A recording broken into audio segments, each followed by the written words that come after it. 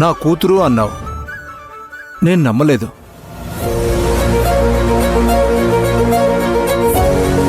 నువ్వు అదే నిజమని ఇన్ని రోజులు చెప్తూ వచ్చావు. ఆ పాప తల్లి ఎవరు అంటే నీ దగ్గర సమాధానం లేదు. అడిగినా చెప్పవని మేం కూడా వదిలేశాం.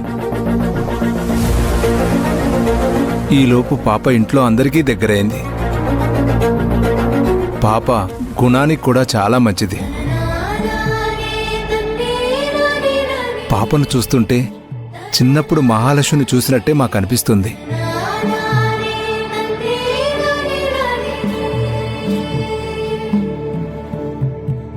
మామూలుగా అయితే మీరు తీసుకున్న నిర్ణయానికి ఒప్పుకోకూడదు.